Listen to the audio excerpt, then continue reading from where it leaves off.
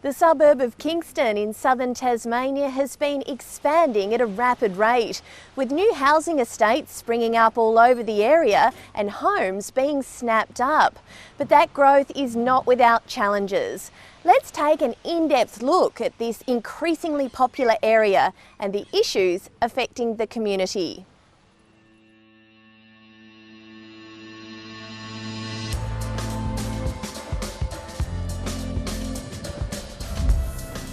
It's part of the Kimbra Council, the fastest growing local government area in the state.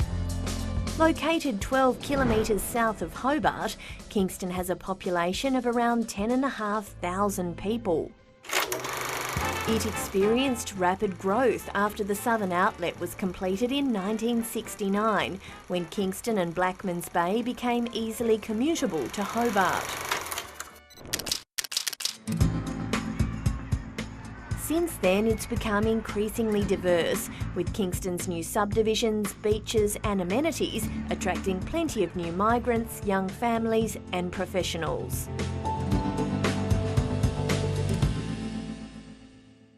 Reporter Kate Ainsworth takes a look at the huge amount of residential development underway in Kingston. The houses are being snapped up fast, but is the infrastructure needed for a growing community keeping pace?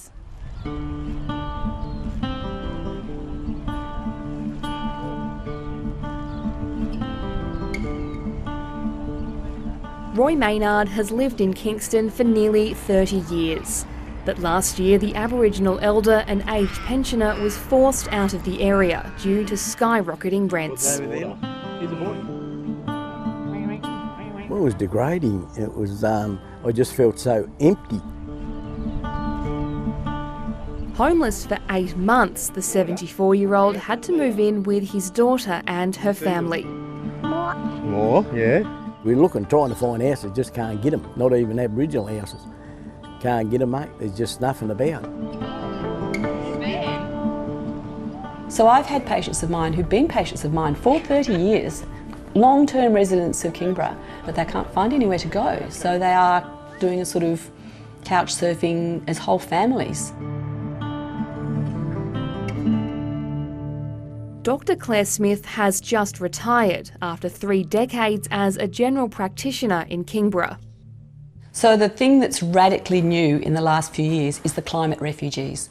They don't want to live in and can't afford to live in Melbourne or Sydney or really big centres, and they look around and they think, where would be a great place to live in this warming world? Oh, Tasmania looks fantastic. That growing demand for housing is seeing a surge of new builds in the area. In the last 10 years, Kimbra Council has approved more than 2,200 new dwellings, and there's more than 1,000 new dwellings in the pipeline for the next decade. 80 of them are in the heart of Kingston, on the old high school site. So this is the Kings Quarter development. It's a new master plan community located right in the centre of Kingston, and our first stage, which we've just started construction on, comprises of 80 freestanding homes and townhomes, and our future stages comprise retail and commercial use. As well as Kings Quarter, there's the 83-hectare Whitewater Park development with over 230 potential properties and another 100 lots to come online. Next door, Spring Farm is around 60 hectares, divided up into 390 lots so far, with another 40 to come. In nearby Blackmans Bay, there's Mary Knoll Estate, where 30 lots have just been given the green light for social housing. But the biggest of them all is in Huntingfield, which would introduce another 470 lots. In total, that's 5 large-scale developments underway in the area. Matt Jones lives next door to Huntingfield. He's always known it would be developed, but is concerned about the scale of what's being proposed by the state government. So I think there's about 207 residential properties in Huntingfield at the moment, and with 470 lots coming on board, there could potentially be 800 to 1,000 dwellings on this piece of land. So it's basically effectively building a whole new community, a whole new suburb. Originally, 230 lots were planned for the site, but because of how the land has been rezoned, lot sizes are different to those typically seen in the Kimbra area. The chances of overdevelopment of this site is extremely high. It hasn't got the roads, it hasn't got the stormwater, it hasn't got the services, it hasn't got the schools, it hasn't got basic infrastructure for development of this size to work. The state government insists lot sizes are comparable to other recent nearby subdivisions. Public comment on stage 1 of the development application is expected to open next month. Real estate agent Andrew Henry is busier than ever. Whitewater Park, for instance, especially, we were opening a stage up for 2 weeks. We'd sell the whole stage and then we'd just wait for the next stage to be released and open it up. 2 weeks and be gone. The demand is huge. But a growing population isn't without its growing pains. Health and medical facilities are already stretched. There's only a handful of schools, and there's still no dedicated 24/7 police and emergency services hub. Traffic is another major concern for residents. It's Friday afternoon and Anya Boot is doing the school run to collect her teenage daughter. I'm committing myself to over an hour of being in the car. There's only one road for traffic at the Taramar Steiner School and the neighbouring St Aloysius Catholic College. Hey, how was your day? It's like this every day. And the thing is, this is the traffic with only 2 schools and a little bit of traffic from the development here and the industrial park, which is just over there. I simply don't see how the infrastructure that's here can cope with what's proposed. The Kingborough Council knows it's got some work to do. What we're doing is trying to make sure that whatever's built there is appropriate, and if you put a lot of residents in that area, you need to look after them. So we need the schools, we need the healthcare, and we need to be able to commute in that area. Balancing growth and basic living needs of residents, a big challenge ahead for Kingborough's next mayor. 2, 3.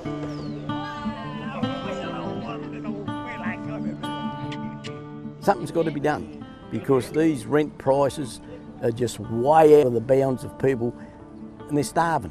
People are starving. I'm all for more social and affordable housing. We need it. And we've got a shortage. You get one shot at getting this right, and once it's built, it's built.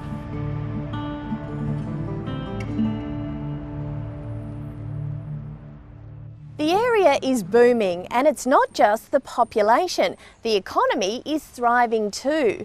Kingston has managed to attract a diverse range of businesses, but as Lucy Shannon reports, it's feared some of the best could be lost as they outgrow their premises. Once upon a time, Kingston was not the place you'd go for food and wine.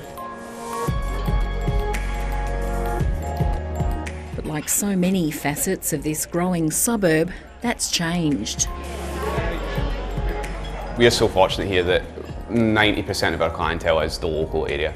We don't have to rely on tourism. Filled with confidence about the future, this beachside bar took its biggest financial gamble during worldwide chaos. We actually renovated over COVID, which is probably not the best idea looking back on it, but we came out swinging, and yeah, the business is probably at its strongest that it's ever been now. And if success breeds success, they've helped spawn a new wave of optimism. Being born and bred here, I suppose, it's fantastic. I mean, every time a new business pops down here, we always go, oh, is that something we can use at Robbie Brown's?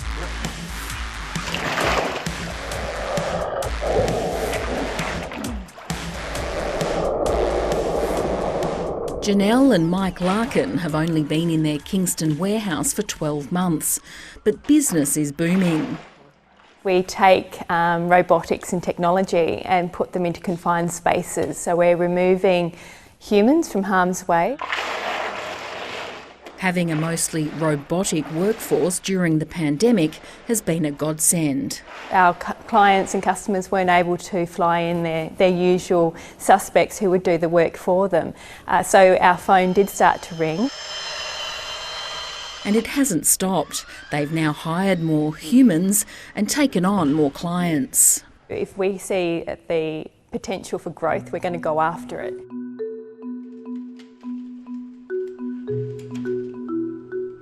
I'd literally taken out a mortgage on my house, so I put everything on the line. Failure was not an option. So far, so good.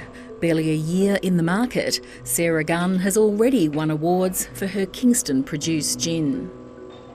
I actually like drinking it neat, just like you do with a good single malt whisky. It's bottling time right now and they've barely got room to move. With plans to grow from 20,000 to 200,000 bottles a year, they need more space. But finding it locally is proving tough. We're certainly starting to talk to people about what land might be available and whether or not some of the planning decisions that have been made can actually be revisited. The Larkins are in the same situation. We do need the ability to grow. So if that's not here, then we will have to look afar. All these businesses are contributing to a growing economy in Kingborough, and it's expected to keep growing, driven by construction, retail trade, education and training and healthcare. The area has a higher socio-economic status than Greater Hobart, with higher average household incomes and high school completion rates. But 70% of residents still have to travel to Hobart for work. I used to work in Kingston as a nurse and that was like a 3-minute drive, but the difference is significant. Like it adds an extra 2 hours onto your day. Imogen Willis loves living in Kingston. She and her partner recently built a house and were impressed with what their money could buy. But she's worried about her already long drive to work getting longer as more houses are built. I think they predicted 700 would build in our area alone. That's hundreds more cars on the road at peak hour unless more people can work in Kingston. We want to employ people from the area. We really want to stay here. Whenever we put out our call for new staff, we do get a lot of applications from interstate and overseas, but we like to have our local staff. In some sectors though, finding locals can be hard. It's probably one of the biggest challenges here at Robbie Brown's is finding the right people for the job, but even then just finding people in general.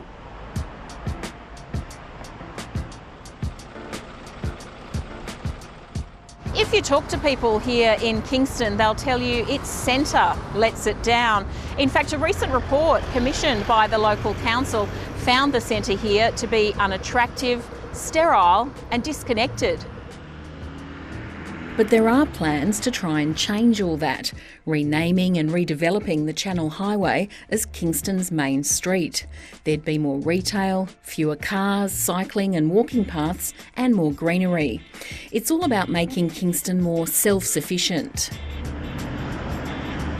I moved back from Melbourne 5 years ago and I had a newborn, a 2-year-old and a 4-year-old, and I remember going to that centre just going, whoa, I nearly flipped the trolley because I had to go from here to there, and I was like, what have they done here? Danielle Reid wants to be a part of Kingston's future and has just opened a tiny coffee shop away from the centre. I'm envisaging out here, you know, movies and Christmas carols and live music and stuff like that. A vision of an even more vibrant community to come. Lucy Shannon, ABC News. Sport and recreation has long been at the heart of this community, with Kingston boasting the largest sporting precinct in the state. And as Chris Rowbottom reports, it's paying dividends, with Kingborough recording the highest sports participation rates in Tasmania. The local high school is hoping to build on that.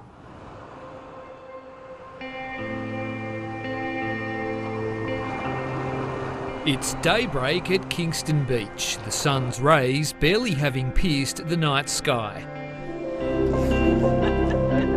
For these brave locals, there's no better time of the day for a swim. 13.0 degrees. Frigid waters off Kingston, the perfect meeting place for Kingborough's cold water swimmers. A certain degree of madness does help. But other than that, we're focused primarily on the social interaction that happens as well as the physical exercise. For some, it runs a little deeper and is about gaining a fresh perspective of the place they love. There's nothing quite like seeing it from the water a couple of 100 metres offshore, particularly when it's really frosty and you see snow on the mountain and know that you're in the water whilst it's snowing. It's incomparable. The cold-water swimmers of Kingborough embody the community's active spirit.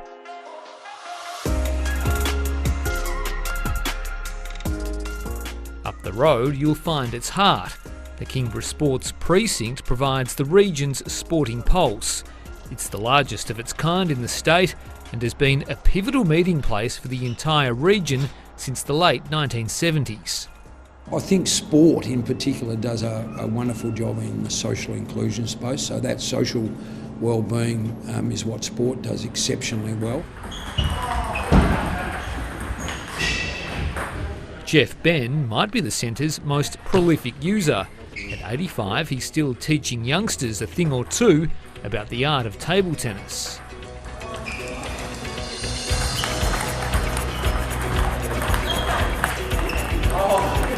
Ben has tasted victory and defeat at these tables since the centre opened in 1979. I'm here every day, Monday to Friday. I'm downstairs at 8:30 doing a fitness class, and then I come up here 3 times a week for social table tennis, and Tuesday night and Wednesday night for roster games. So I should really buy a house across the road. His table tennis obsession unable to be satisfied anywhere else. The sport a constant in his long life.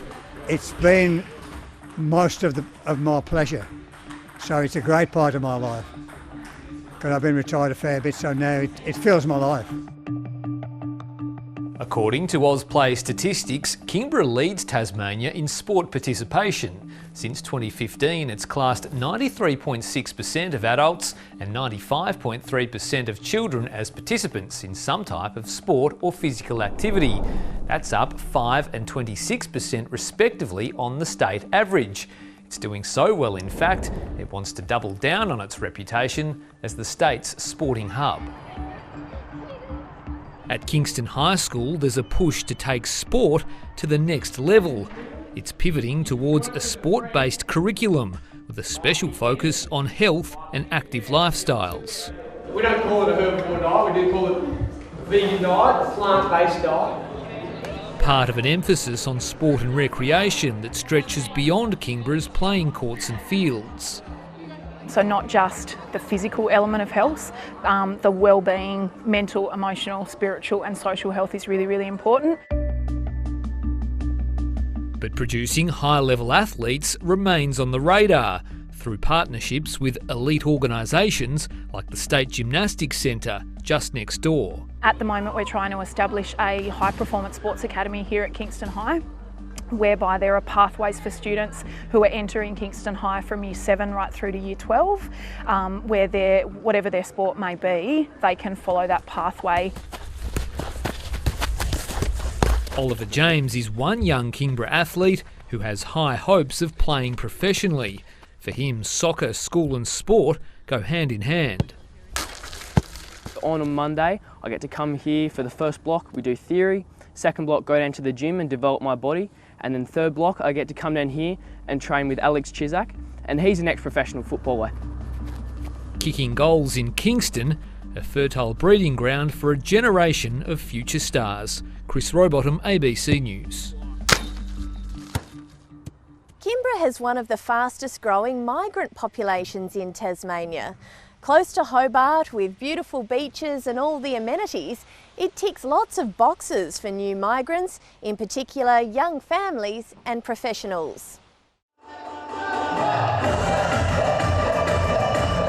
When Amal Chandran migrated from India 10 years ago, he thought he was leaving behind Bollywood dancing. But he couldn't have been more wrong. His local community has embraced his passion for dance, with residents of all ages lining up for lessons. Migrants, Australians, it's just everyone, people from different background, all the background, they, once they know, come and do maybe one session of Bollywood, they kind of get the energy, like they're happy. This time I need more energy, let's go. Mr Chandran is a registered nurse at the Royal Hobart Hospital, but chose to buy a house in Kingborough. I found Kingston to be really attractive because it's not right in the city, but at the same time it's not too far, and it has a perfect balance of being, just to have all the amenities near to you. At the same time, it's a bit quieter from the city as well.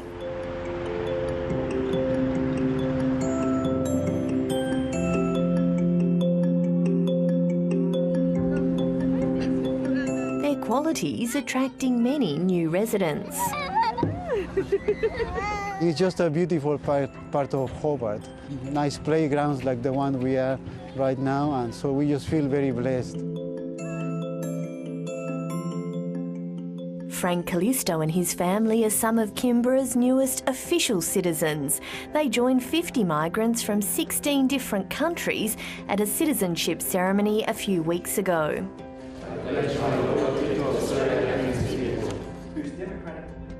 Originally from Peru, Mr Callisto got a job as a consultant for a local mining company. People here respect diversity and we feel very welcomed. Kingborough has welcomed over 370 new Australian citizens in the past 3 years. The most recent data shows 21.6% of Kingborough residents were born overseas, compared to 20.1% in Glenorchy, 15.7% in Clarence and 28.8% in Hobart. In Kingborough, it equates to over 7,700 people. But while the area is becoming more diverse, some migrants feel there aren't enough services or social events to connect new residents. There has been a greater number of migrant population in Kingborough, and I think the investment in the sector hasn't really kept pace with that growth, and I think it'll be wonderful to invest more in that space. Migrant advocate Data Mahumbre says in comparison to other councils in Greater Hobart, Kingborough could be doing more. It's great to celebrate different cultures, it's great to have gatherings and celebrations such as Diwali, the Chinese New Year. Hello, on stage? Yes. Yeah, come in. Good evening. Dr Geeta Ladd has been a general practitioner in Blackmans Bay for 35 years and has many migrants on her books. She says now more than ever they're needing support. Every day amongst our patients, their relatives in India, or there's a story with every family, somebody ill, somebody has died, etc. And we are trying to support as best as we can with counselling. Cricket is helping to lift spirits. For the past 9 years, Kingborough's multicultural club, the Summerlees Eagles, has been instrumental in building connections amongst the migrant community. It's grown from 1 team to 4. When you're new to a place, you would need is more friends to hang out with, build your connection, and that makes you feel like home. Further proof of the important role sport plays in this vibrant community. Anna Fromberg, ABC News. Finally, we meet a local hero. Edna Pennicott is considered the backbone of this community, cooking and personally delivering hundreds of meals and hampers each month to people in need. She's just one of many volunteers in this rapidly growing community, making sure those on the fringes don't go hungry. Tell me when we've got 12. There's different pockets of Kingborough. We have the areas where some people are better off, and then we have the other areas, but there certainly is a great need. Wet night for tonight? This is a regular Thursday evening at Edna Pennicott's place.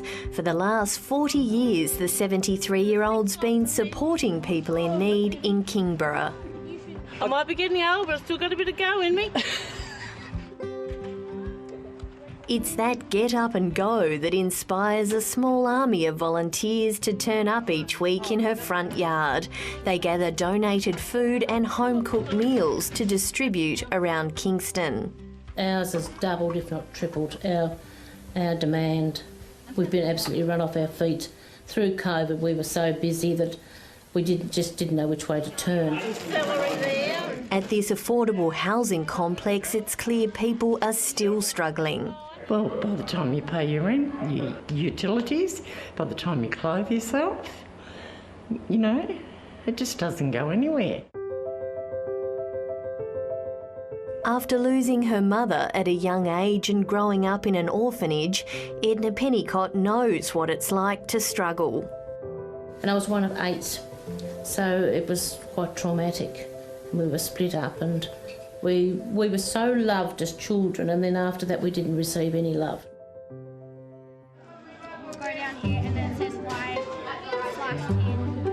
So she decided to shower it on her community and founded her own charity called Kingborough Helping Hands. She has many hands, including these school students at the local Catholic college, St Aloysius. The thing that I enjoy the most is the feeling you get out of it, that feeling where you know you've done something good and you know that, you know, you can't change their life but you can put a little smile on their face. The students make biscuits and slices for the charity, a welcome addition to the non-perishables that usually go into food hampers. Bella Oakley is Edna's apprentice, often accompanying her to personally deliver the goods. Yeah, it is quite confronting. It gives you that different perspective of life, and you know, you look at the Kingborough area and it looks like really nice, you know, well off, but they're in the corners and in the shadows. There are people who are struggling and they do need help. Hello, Yowie. Oh, hello, how are you? Nice Come to see in. you. You too, give me some love. But not everyone in need of help is homeless. In the past few years, Edna Pennicott's noticed a significant increase in the working poor around Kingborough. Oh, for me. For the boys. For the boys. Yo-Yo's a single mum and finds it difficult to afford groceries for her 3 growing boys and keep up with her rent.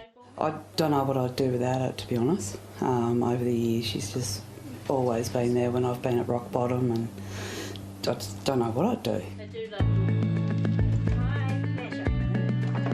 Considered a local hero by many in her community, this year Edna Pennicott was given the official title in Tasmania's Australian of the Year Awards. This year in January I dined with the Prime Minister and had a garden party with the Governor-General and his wife. So for someone who lives in a Housing Commission house and, you know, had some really hard times in my life, I think, well, you know, we can do it, you know. Don't ever think you can't achieve, because you can.